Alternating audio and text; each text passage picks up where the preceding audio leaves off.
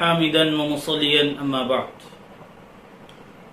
أعوذ بالله من الشيطان الرجيم بسم الله الرحمن الرحيم سنقرئك فلا تنسى إلا ما شاء الله إنه يعلم الجهر وما يخفى ونيسرك لليسرى فذكر إن نفعت الذكرى سيذكر من يخشى ويتجنبها الأشقى الذي يصلى النار الكبرى ثم لا يموت فيها ولا يحيا صدق اللہ العظیم۔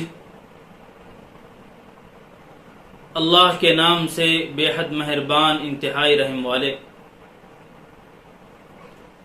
البتہ ہم آپ کو پڑھائیں گے تو آپ بھولیں گے نہیں، سوائے اس کے جس کو اللہ ہی چاہے۔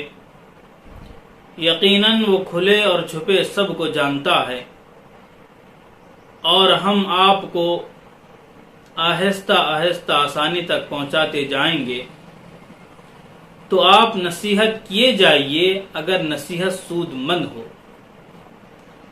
نصیحت وہ حاصل کرے گا جو خشیت رکھتا ہو، اور بدبخت اس سے دور رہے گا جو سب سے بڑی آگ میں گر پڑے گا، پھر وہاں نہ مرے گا نہ جیے گا۔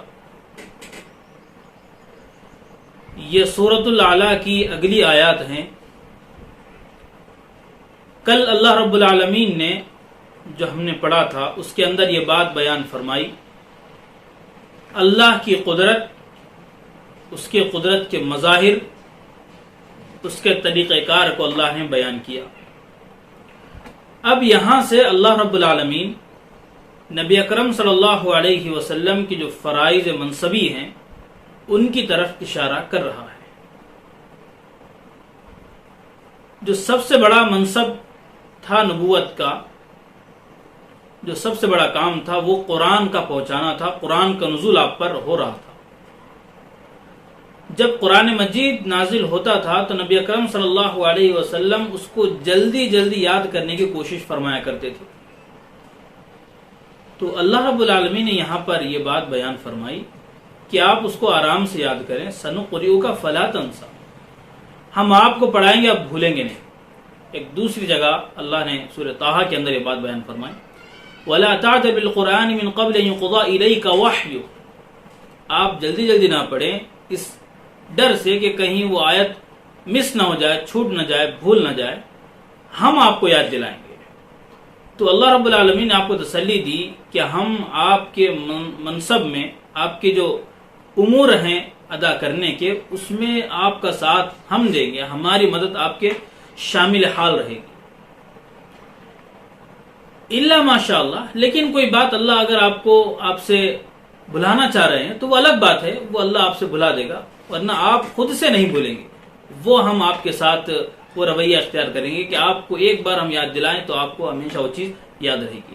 تو یہ نبی اکرم صلی اللہ علیہ وسلم کا ایک معجزہ بھی تھا کہ آپ پورے قرآن کے حافظ ہو گئے تھے بغیر کسی محنت کے۔ یہی بات، اسی بات کی طرف اشارہ ہے، سنقرئک فلا تنسى۔ اور آگے اللہ نے بیان فرمایا وَنُيَسِّرُكَ لِلْيُسْرَىٰ، ہم آپ کے لیے اس کو آسان کر دیں گے۔ اسی لیے بغیر محنت کے آپ اس کے حافظ بن گئے تھے قرآن مجید کے، یقین آپ پر نازل ہوا تو آپ کو یاد رہنا ہی ہے، تو اللہ نے آسانی کے ساتھ آپ کو یاد دلایا۔ آج ہم دیکھتے ہیں جو حفاظ ہوتے ہیں تو بڑی دشواری سے، مشقت سے اس کو پورا یاد کرنا پڑتا ہے، پورا قرآن مجید کو یاد کرنا، اس کو رٹنا پڑتا ہے۔ نبی اکرم صلی اللہ علیہ وسلم کو بغیر رٹے کے اللہ رب العالمین نے آسانی کے ساتھ آپ کو حافظ بنا دیا قرآن مجید کا۔ تو اسی کی طرف اشارہ ہے وَنُيَسِّرُكَ لِلْيُسْرَىٰ، آپ کا جو کام ہے ہم اس کو آسان کر دیں گے، آسان سے آسان ترین کر دیں گے۔ یہ قرآن مجید پہنچانے کی بات ہوئی، اور اس کے اللہ رب العالمین نے آسان کرنے کا تذکرہ فرمایا۔ اس کے بعد پھر اللہ رب العالمین نے آپ کے جو نبوت کے کام ہیں ان کاموں میں سے ایک کام کا یہاں پر تذکرہ اور فرمایا، فَذَكِّرْ إِن نَفَعَتِ الذِّكْرَىٰ، کہ آپ نصیحت کیجئے اگر نصیحت فائدہ دے، یہ اس کا ترجمہ ہوا۔ ترجمے سے یہ بات سمجھ میں آ رہی ہے اگر فائدہ ہوگا تو نصیحت کریں ورنہ نہیں کریں۔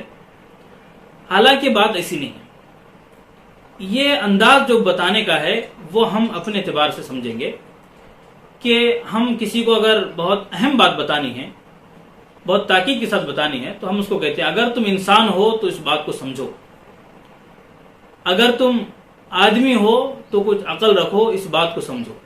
تو جس کو ہم بول رہے ہیں وہ یقیناً آدمی ہے، جس کو ہم حکم دے رہے ہیں یقیناً وہ انسان ہے، لیکن ایک بتانے کا طریقہ ہے کہ تم انسان ہو تو پھر یہ بات تم کو ماننی چاہیے۔ اگر تم آدمی ہو تو تمہیں اس کام پر عمل کرنا چاہیے، اس کام کو کرنا چاہیے۔ تو یہ جو انداز ہے نا ہمارا، وہی انداز اللہ رب العالمین نے وہاں پر بیان فرمایا کہ آپ نصیحت کرتے رہیے اگر نصیحت فائدہ دے، تو لوگوں کو بتائیں کہ اس پر عمل کرو اگر تم انسان ہو۔ تو یہ اس طرح کا وہ محاورہ ہے، اس طرح کی وہ ترتیب ہے۔ اب نصیحت کرنا کس کو فائدہ دے گا؟ ایک دوسرے مقام پر سورۃ الزاریات میں غالباً اللہ رب العالمین نے بات بیان فرمائی، وَذَكِّرْ إِن نَفَعَتِ الذِّكْرَ۔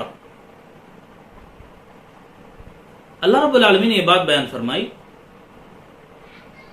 کہ مومنین کو نصیحت کرنا فائدہ دے گا۔ ان الذکر تنفع المؤمنین کی آیت ہے سورہ زاریات کی، جو اس سے پہلے آئی وہ وہاں پر نہیں۔ وذکر ان الذکر تنفع المؤمنین، کہ نصیحت آپ کرتے رہیے، نصیحت کرنا ایمان والوں کو فائدہ ہی دے گا۔ اب یہاں پر یہ بات آئی کہ نصیحت کرنا کس کو فائدہ دے گا؟ ایمان والوں کو۔ یہاں پر بھی اللہ رب العالمین نے اس کی تشریح فرمائی، سَيَذَّكَّرُ مَن يَخْشَىٰ، آپ کا کام نصیحت کرنا ہے۔ نصیحت سے فائدہ وہ اٹھائے گا جس کے اندر اللہ کا خوف ہو، جس کے اندر خشیت کا کچھ جذبہ ہو، کچھ پہلو ہو، وہ نصیحت حاصل کرے گا، اس سے فائدہ اٹھائے گا۔ وَيَتَجَنَّبُ الْأَشْقَىٰ، جو نالائق ہے، بدکار ہے، بدبخت ہے، وہ اس سے دور رہے گا، وہ نصیحت کو حاصل نہیں کر سکتا۔ نصیحت وہی لوگ حاصل کر سکتے ہیں جن کے اندر کچھ خوف ہو، کچھ ڈر ہو۔